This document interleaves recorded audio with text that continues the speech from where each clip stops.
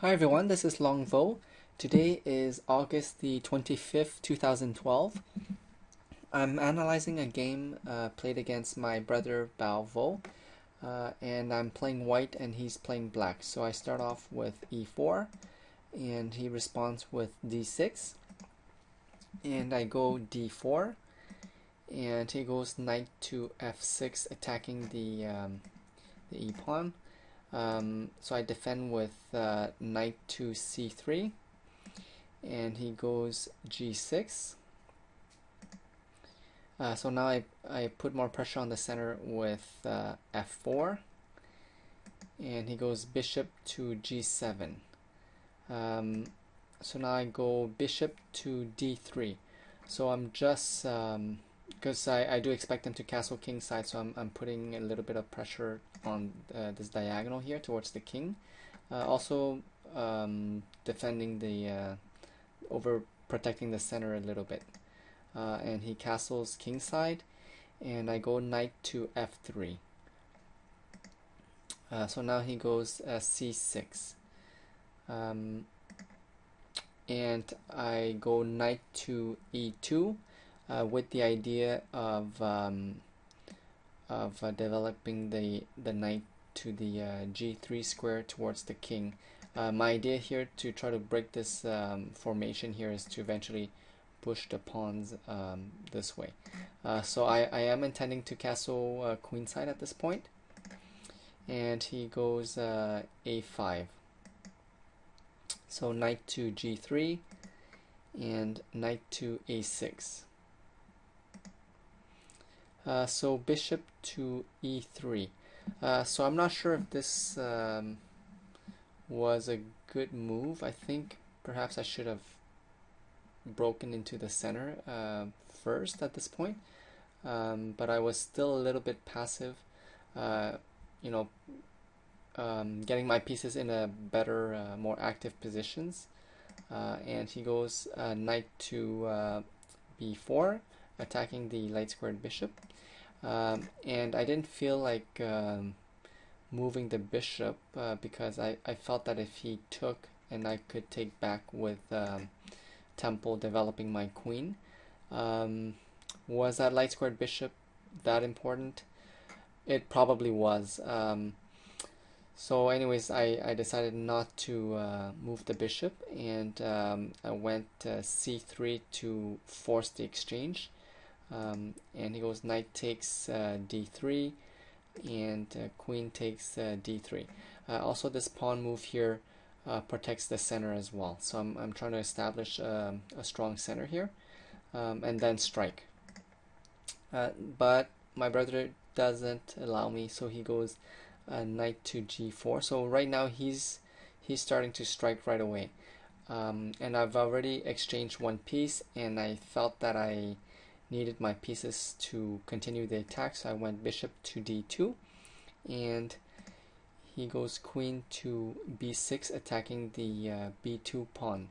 And I defend with rook to b1. So perhaps now would have been, instead of playing this rook move here, maybe now I should have castled kingside, even though I felt like I wanted to castle queenside, but then he's already starting the attack here.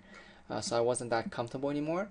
But to defend this pawn, I'm not sure if it was a good move. I should have perhaps start pushing towards the center to create some counterplay, open up some diagonals here, just putting some pressure instead of worrying about that pawn.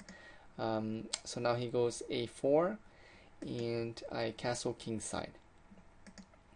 So now he's chipping away at the center with c5, and now I attack his knight with h3. So now I didn't feel like defending the position too much, right? So I told myself, I have to do something different, or else if I keep letting him attack, it's not good. I don't have control anymore. And he retreats the knight to f6, and so now I start opening up diagonals for the light squared bishop with f5, starting to attack his structure here. And if he wants to keep it closed by moving the pawn up, then my bishop is right there. So he goes c takes d.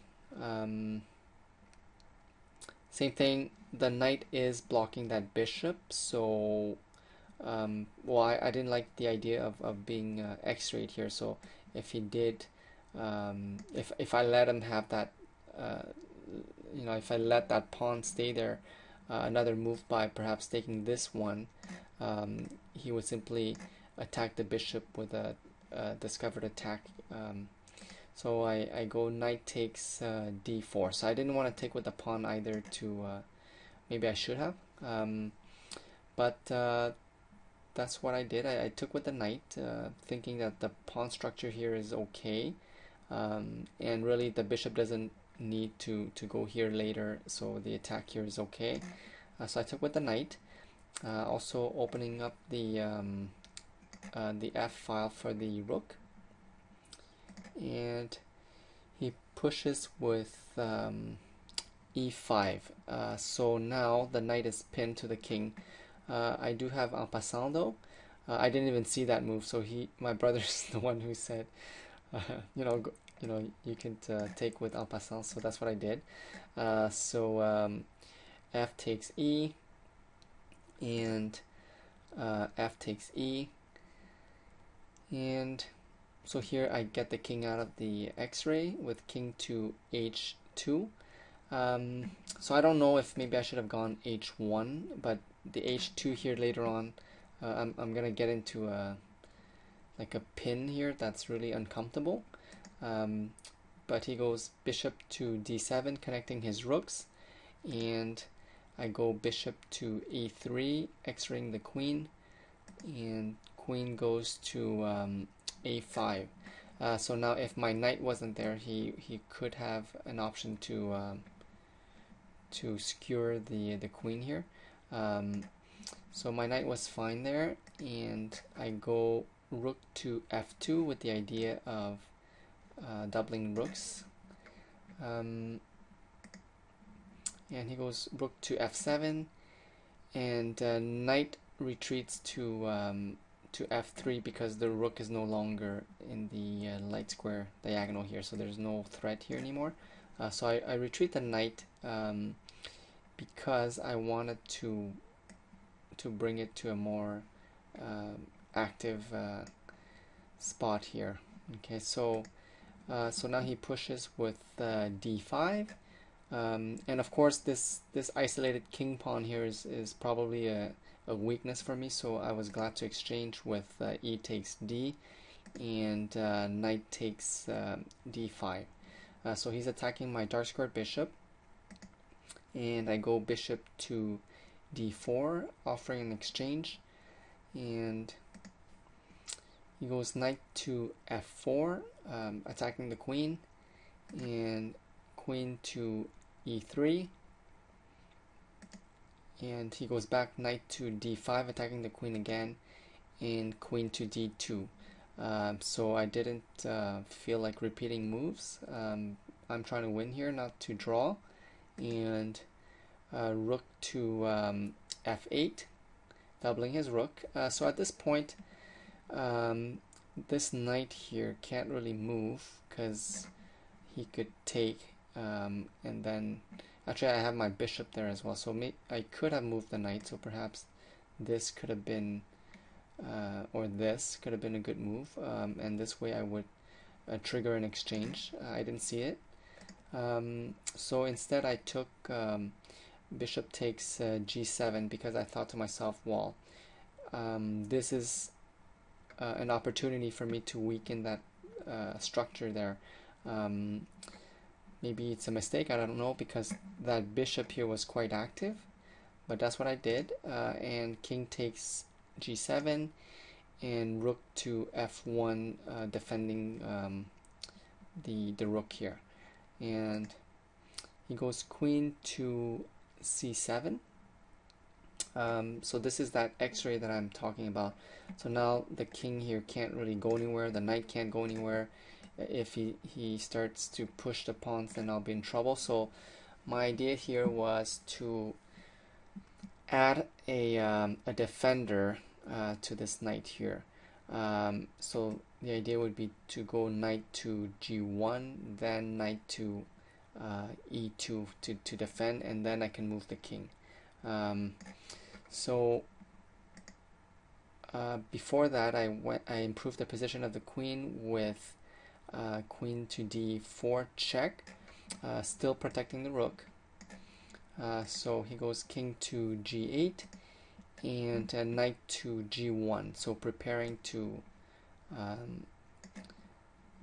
defend the other knight. And so of course this was also a threat, right, to take here. And he goes rook takes f2, rook takes f2, rook takes f2, and queen takes f2. We're nearing the end game. The rooks are off the board. And he goes bishop to c6, improving the position of his bishop so it's not blocked off by the pawns anymore. And I go knight to e2, defending the other knight. And he goes queen to e5, improving the position of his queen. And I go king to g1, unpinning the knight. And he goes knight to e3, threatening to take the g pawn here. So knight to f4, defending the pawn. And now he pushes with g5, kicking away the knight. Luckily the queen was there, so knight goes to d3, threatening the queen, and the next move would be to come back here to defend the pawn. So he goes queen to d5, threatening check here, and knight back to e1. So here it's getting a lot of pressure on me.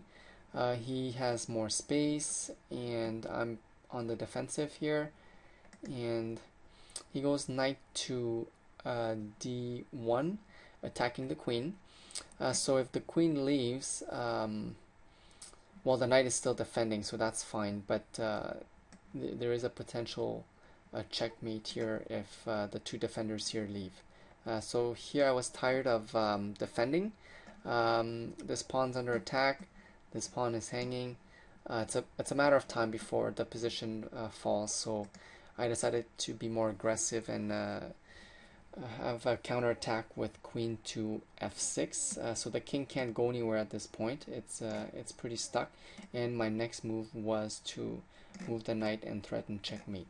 So he goes queen to c5 check, and I go king to h1. I don't want to come back here to be pinned again, right?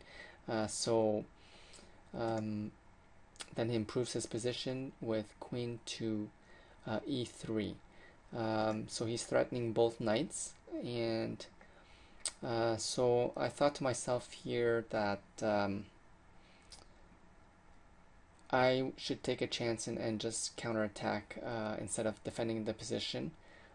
So I go knight to h5, threatening checkmate. So this is the crucial point here. So he has the initiative. He could take this knight obviously to check, and my king is really open. He has 3 pieces close to the king. So if he succeeds in launching an attack here, I don't think I can defend. But if I can somehow get myself in a position where he cannot deliver check anymore, then he cannot defend either. So this is a tough situation. So he makes a bishop sacrifice with bishop takes g2, which is an excellent move, because by doing that he really solidifies the initiative. So that way my king is no longer able to hide behind the pawns to escape check. And now should I take with the king or with the knight? So the knight, no matter what, will fall, but I told myself if I took with the knight, then he could take with queen takes h3, and then the knight still falls, and I'm in trouble because he can take the other knight then, and then my whole attack fails. So I decide to take with the king. So king takes g2, and so of course he wants to maintain the initiative. So if he simply takes the knight here, then it's checkmate. So he goes queen to a2 check, and so now I decided to go up, but maybe I should have gone down. So let's say if I went king to g1 here, and if he went here, perhaps I could go here, but then he can still attack, right? So yeah, I don't know what I would do at this point. Perhaps here, and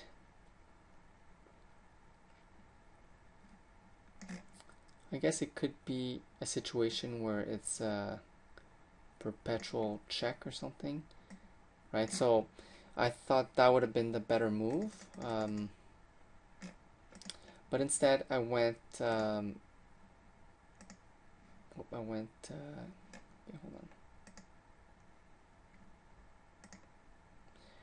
I went king to g3, and he goes queen takes e1 check, and I go up again with king to g4, and he goes queen to h4 check, and now this knight will fall. So at this point, you know, I could have gone here, and then there's no way for me to defend the position anymore, and it's over. So I did resign. It was an interesting game, but let's go back to this move here. What if I had, okay, sorry. So what if I had taken with